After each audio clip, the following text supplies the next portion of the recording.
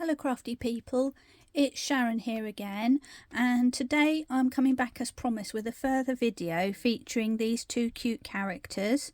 If you want to see how I'm going to add them to another card, and also how I'm going to add a flower to this little girl's hand without doing any masking, then keep watching. If you want to know how to colour these, they were in my previous video, so if you just scroll back on my list of videos a couple of days, I think it's called Character Colouring Episode 2, and that will show you how I coloured these two guys. Meanwhile, we're going to move along and start creating another card with some of my leftover mushrooms. So this time, for a change, I'm going to use a C6 size card. And what I'm going to do is create some layering and matting to create something with a bit of texture really, and what we're aiming for is something like this. I'm going to do one like this and then perhaps a little variation as well. So first of all, I've got my C5 card, and I've cut out some plain white card which is going to be 10 centimeters wide by 14.8 centimeters deep. That was the depth of my C5 card, but obviously you're going to just want to make yours exactly the same. I've got my C5 card, and I've got a little scrap of black card. This is a brilliant way to use up scraps. So what I tend to find is that when I fold a card, I don't know if you can see, they never quite fold evenly. There's usually a little wider bit on one side if you buy a pre-bought card blank. So what I do is make sure that that wider bit is facing backwards, so I've got a smooth edge to work to. That's just a little tip of mine. And I could cover this whole card with black, but I only want it to show on one side. So what I've done is found some of my scraps of black and just cut them down to size, and I'm going to stick that in place.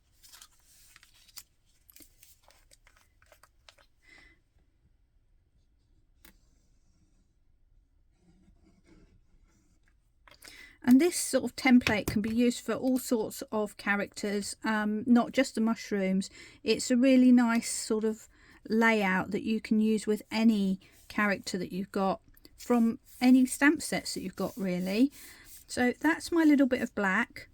I'm actually, although I'm going to do some stamping on this, I'm actually going to go ahead and stick this on right now. So again, using my pin flare glue, I'm going to stick my white panel on.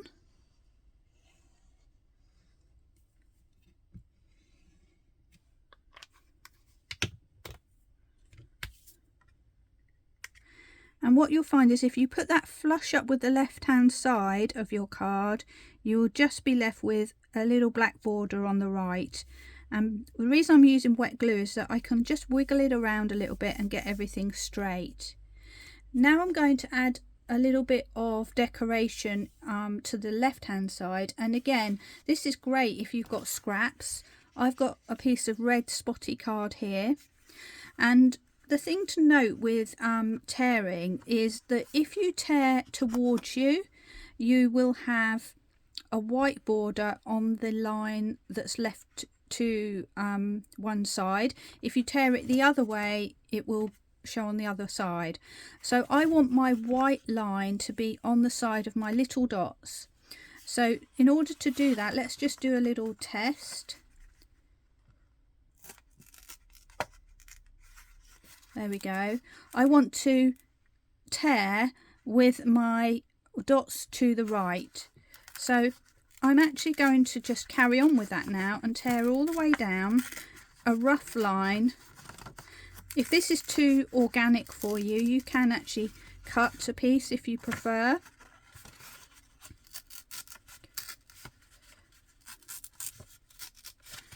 And of course we can adjust this afterwards. So I'm making this look very awkward because I'm sort of tearing it the opposite way to what I want really. There we go. So we have a scruffy piece of card that I'm going to add to my area here. If there's any bits that you don't like that are too sticking out, you can just tear those off And that's what I'm just doing.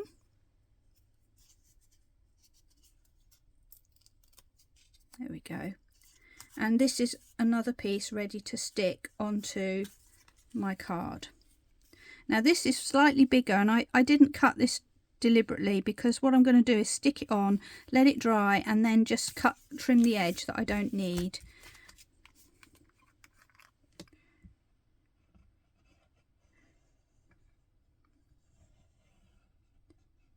There we go.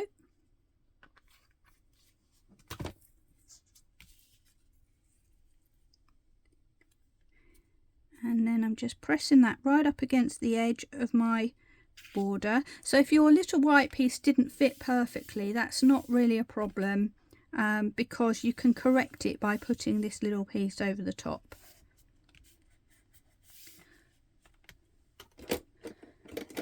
So now that that's in place, I'm just going to grab my scissors and trim away that excess piece.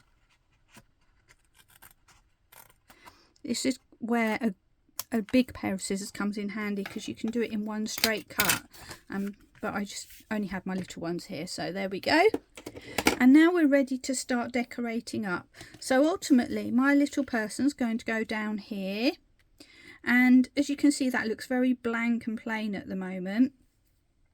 So I'm going to add some little extras on here. First of all, I'm going to do some doodling around the edge, and what that will do is frame it, but also bring this spare piece of coloured card into play as well.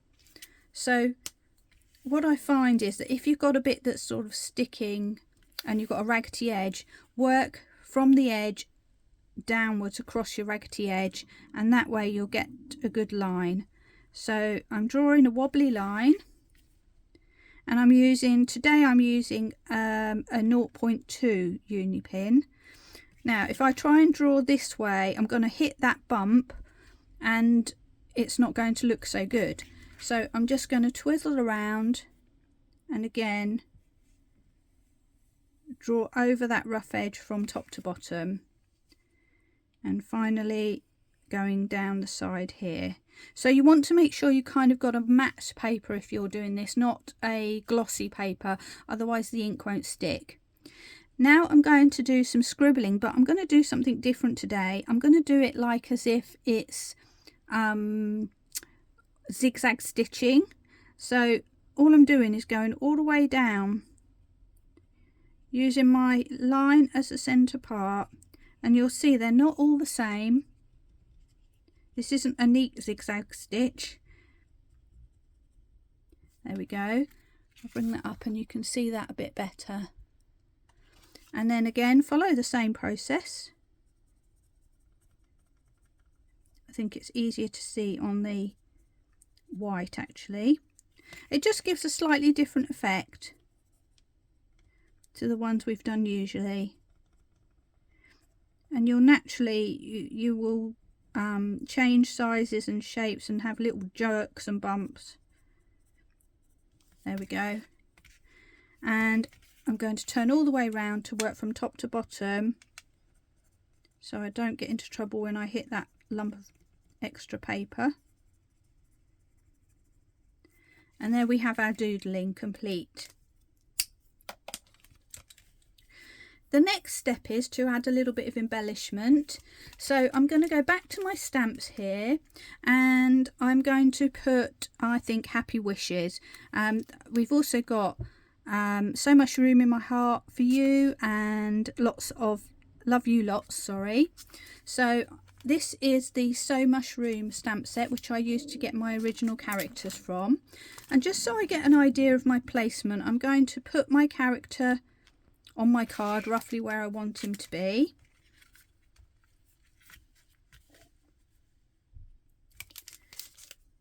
And then I'm going to grab my sentiment, and I think I will use my stamping platform for this just for safety. And because this is quite a delicate font, I'm going to use my VersaFine Claire ink pad to stamp this so that I get a nice crisp image. So just grabbing my stamping platform for a second. Let's put that where you can see. And I've used this sentiment a few times before, so I kind of know what kind of pressure to put on it, and I know it stamps out nicely. If you found a sentiment you hadn't used it before, it's a really good idea just to do a test stamp on a scrap of paper, just so that you know that it's okay.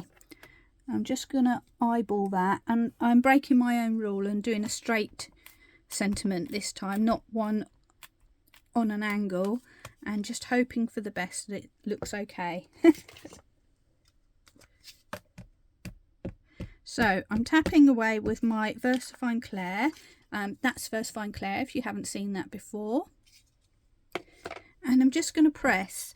Now, because this is a sentiment and it's quite delicate, you don't need to press hard. If you press hard, it's going to squish the sentiment down, or the polymer down, and make it look a bit smudgy and spread that image out more. So I've just pressed lightly and you can see that it comes out perfectly. And I'm just going to quickly clean that off. Really important to keep your sentiment stamps as clean as possible so that the ink doesn't gather in the small areas of the lettering, because that can spoil the way that it stamps out in the future. So now I'm going to add a little bit of embellishment. I'm going to add a few little hearts here and there. You could add flowers or leaves or anything that you've got really.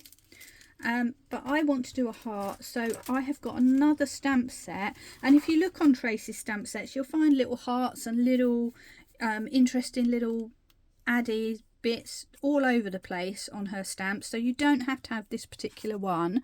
But the one that I've chosen is called Falling For You, because there's a little heart there with a lovely little dotty bit around the edge.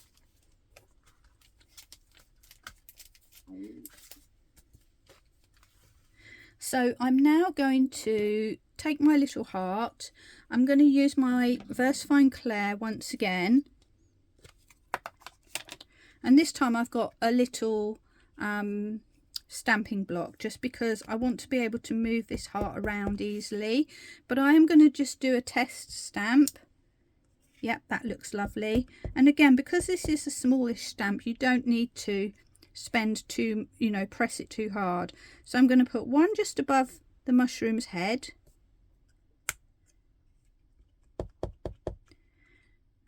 and one going the other way.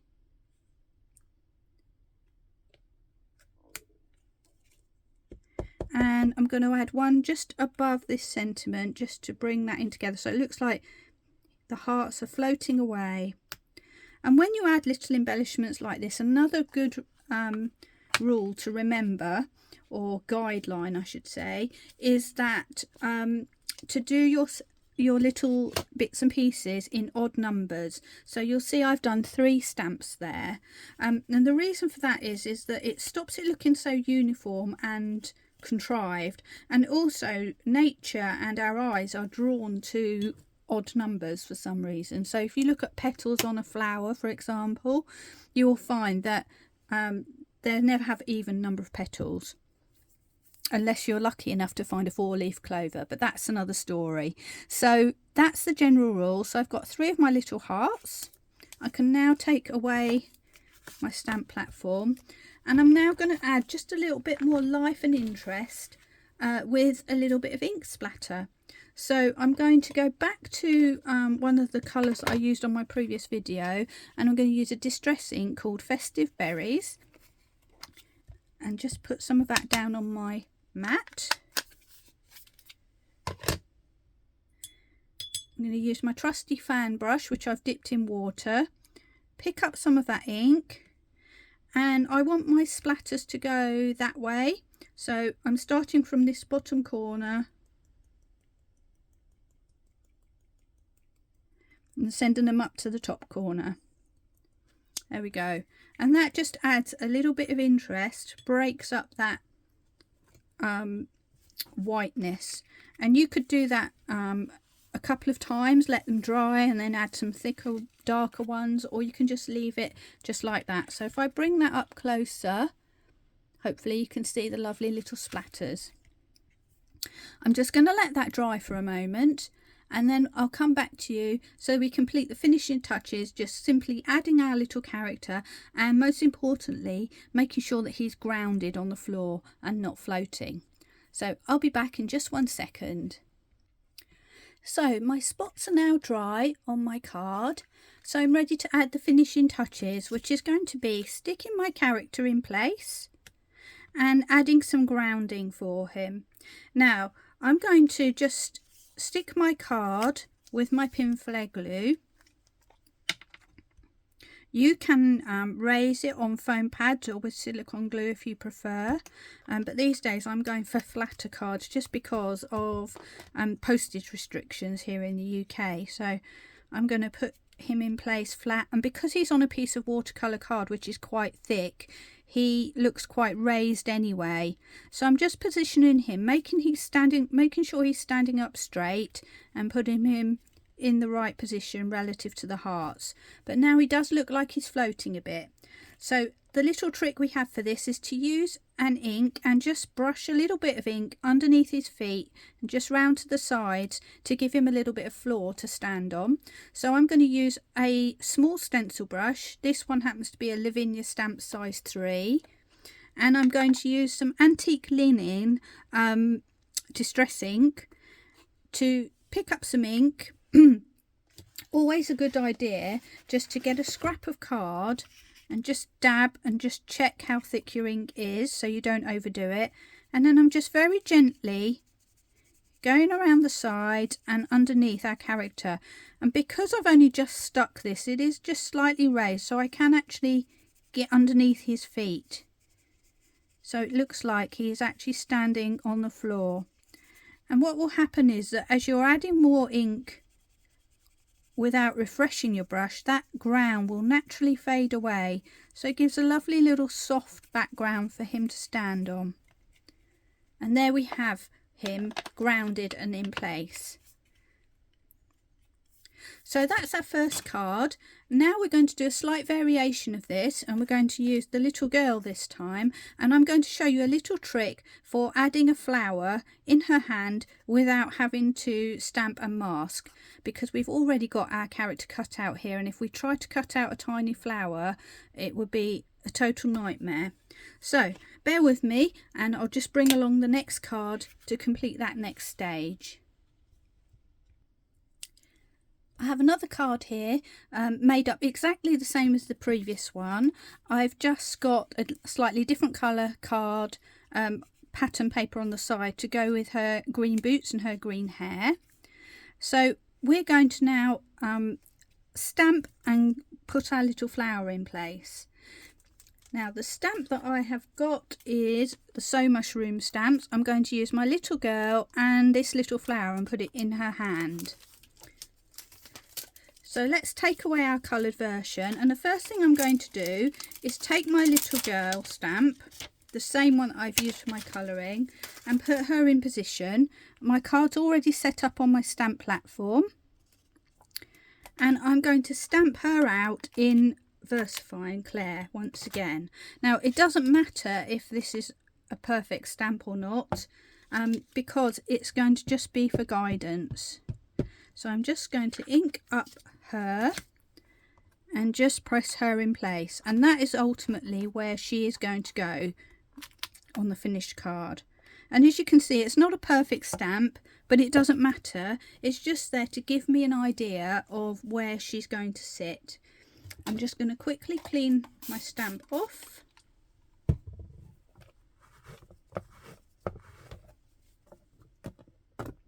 And now I'm ready to come in with my flower. Now you can do this on your stamp platform, or you can do it with an acrylic block, whatever is your preference. But since my platform's here, I'm going to do that. And I'm going to just put my flower where I want her to be holding it. So I think just about there.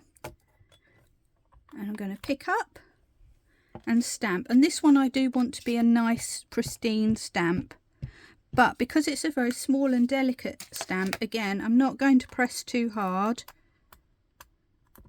because I don't want to over stamp. There we go, perfect. So she has now got a flower in her hand. Now if you are doing this direct onto the card, that would be fine to have the stalk going through her hand like that.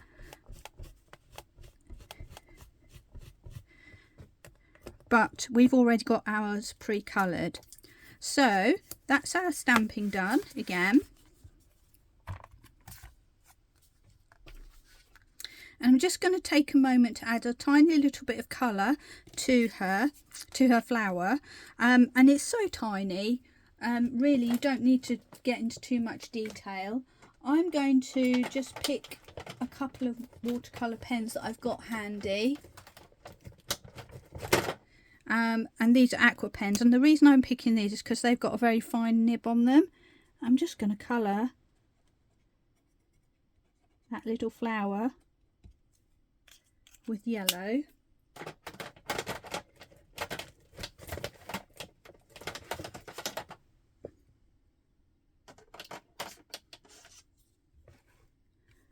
And then I'm just getting another little colour just to add something in the middle. This is a more pinky colour. There we go.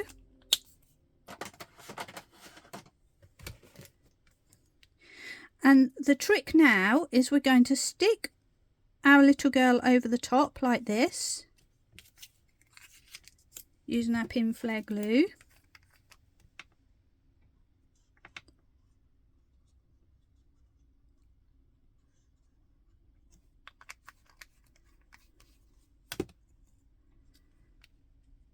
Stick her in place, making sure that all those background lines are covered over from our guidance stamp.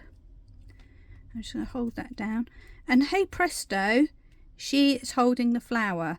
Now if you want it to be that she's holding the flower away from you, you can leave it like that. If you want it to look like the flower is in her hand like this, then we just take our trusty Unipin or fine liner pen in 0.2. You want to pick a thickness that's a similar colour to the lines that the artist has drawn, and all I'm going to do is very simply draw a line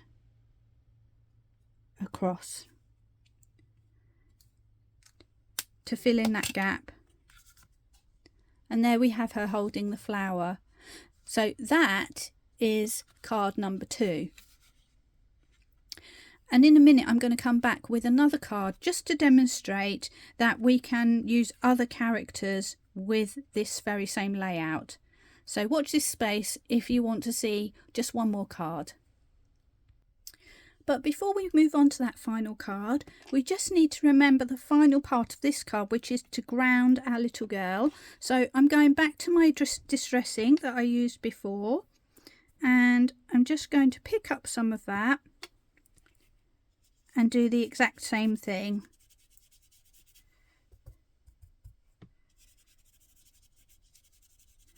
And put her firmly on the ground.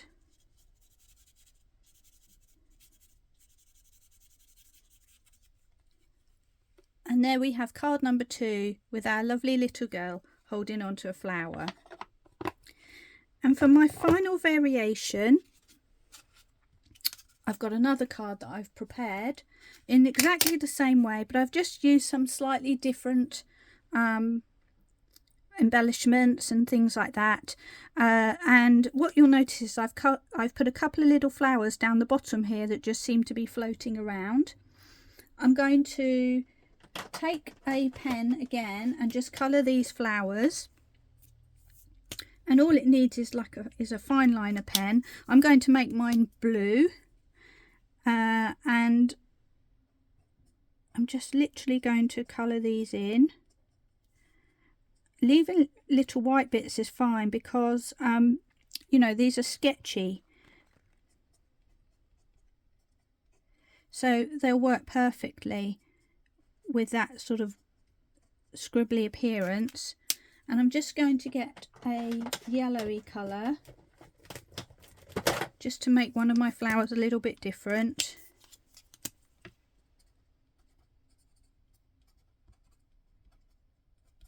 Now I can't mix the yellow and the blue because I'd end up with green flowers and that wouldn't quite look right. So we're leaving those there like that. And I've got a different character to add today, this one. And this is a little cow.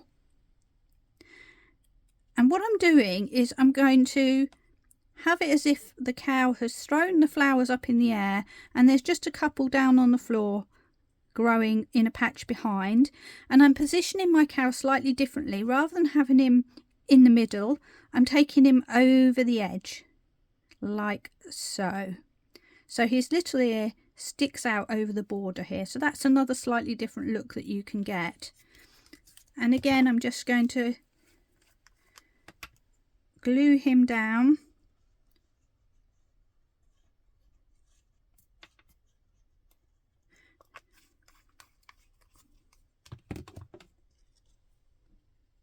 And now you know why I've got blue flowers. They tone in with the blue of his lovely little dungarees.